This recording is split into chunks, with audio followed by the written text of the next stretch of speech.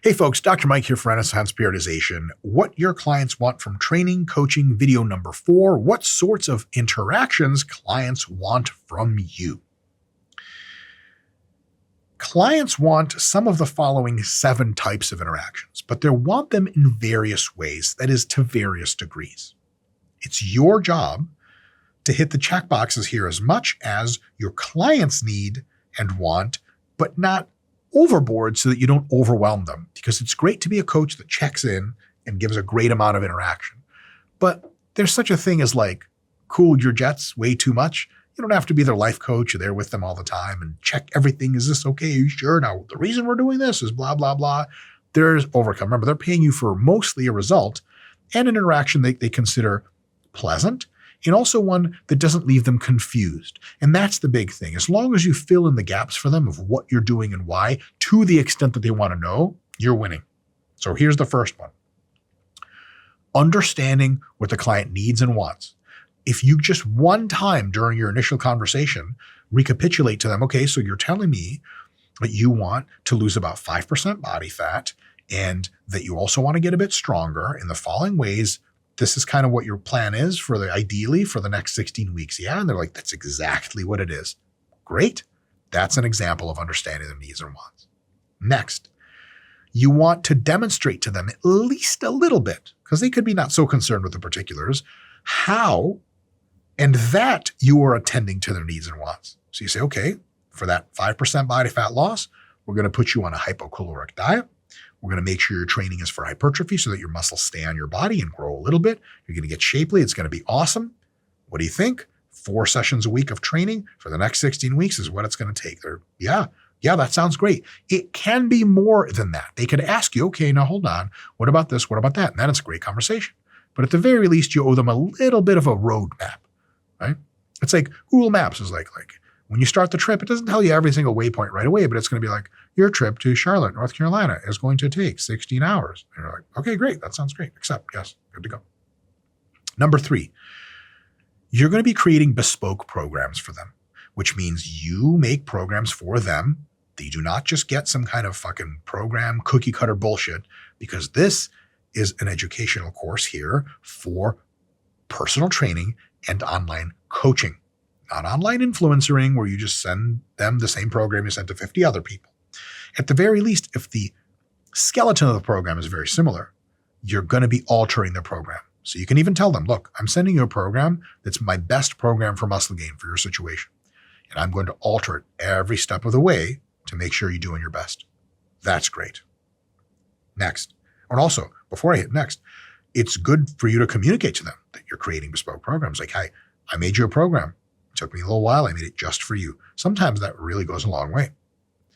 Next, explaining to them to the required amount that they want, and definitely to the required amount that they need, how the program works and how to use it. So for example, if you're doing online coaching, you have to be like, all right, here's how you read the program. Here's the sets and reps. Here's what you do. Here's where you fill in your numbers. Here's how you warm up. Here's video guides to click on if you need technique tips, and hit me up when you need XYZ. At the very least, that grand tour. If they're clients that have been with you for a while, you don't need to say much of anything. Everyone kind of knows what's going on, except you'll be like, see, here where you try extensions. I want you to actually flare your elbows out rather than on these. It's a little different. Does that make sense? Like, yes, we did that 2 months ago. I remember. It couldn't just be a little bit of that.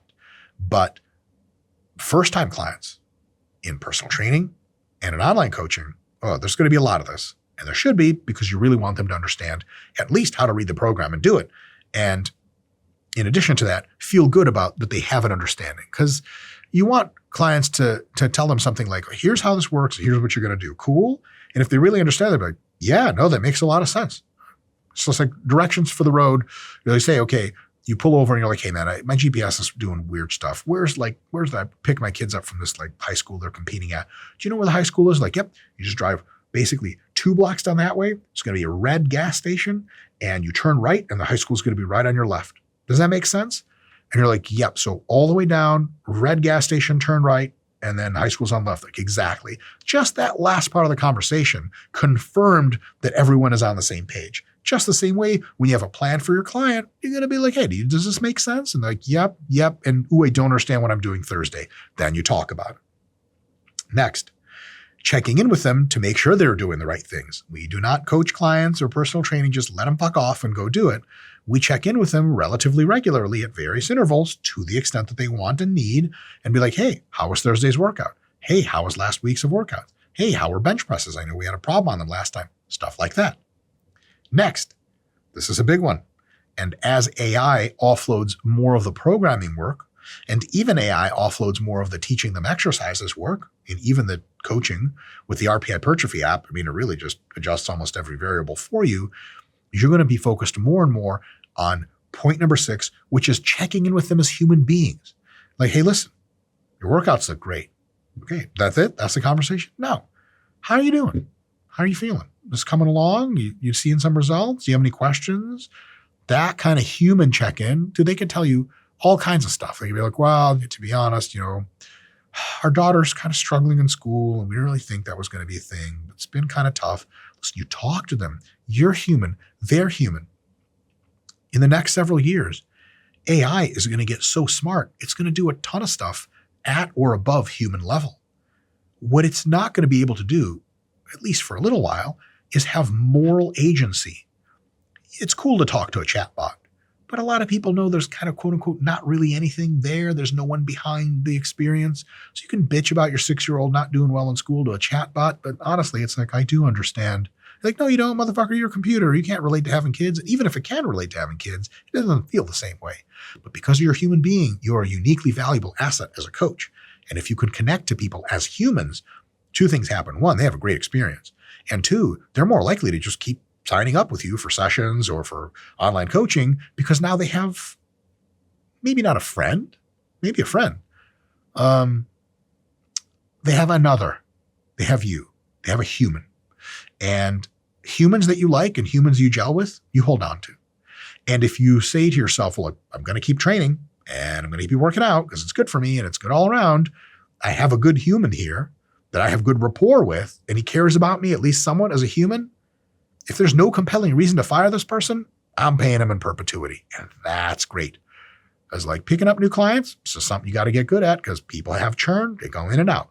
But if you can take a great human relationship and construct it with as many people as you can out of your clients, eventually you have very little churn because most of your clients are lifers. Geez, that's really good. It's sort of guaranteed income for you and it's guaranteed peace of mind for them. They always have their trainer knows them. It's a great human being. They have a relationship. They know that if they go on vacation for 2 weeks, the trainer's not going to fucking be like, oh, sorry, I can't take you back. I have too many clients. Their spot is always open, et cetera, et cetera. And of course, when it comes time to do holiday tips, oh boy, if you have a human relationship with someone, they tip you like crazy. In a lot of big cities, for wealthy people, holiday tipping culture is fucking nuts. They'll give you an unreal amount of money. We're like, what the fuck, really? They're like, yeah, you're the fucking man. Thank you so much for this last year of just keeping me on my toes and keeping me in shape or getting me in shape. It's all really good stuff. Next, after each mesocycle, and definitely after each block and macro cycle, recheck in with them, realign on goals. Be like, hey, great meso. We got 2 mesocycles left of fat loss. Good. It can be that short of a conversation. It can be a longer conversation. It could be one where they change their goals or one in which they achieve their goals. And you're like, all right, you did it. Fat loss. What do you want to do next? And they might be like, I don't know. What do you think? That's 9 times out of 10 what they say anyway. And then you have to have a conversation with them. That weaving in of the 2 parties, that communicative teamwork relationship you have with them is a real big deal. That's the interaction they want. That's what they need to be their most successful and what you need to be your best success as well. And again, it's your job to hit all these as much as you need to keep the client on track and as much as the client needs in order to feel good and confident and knowledgeable about the process. If you can do that, big deal. You're going to have a higher probability of client success, and you're going to make a lot of money. And maybe some friends along the way. Isn't that nice? That last part's great. All right, folks. I've been Dr. Mike. Thanks for tuning in. See you next time.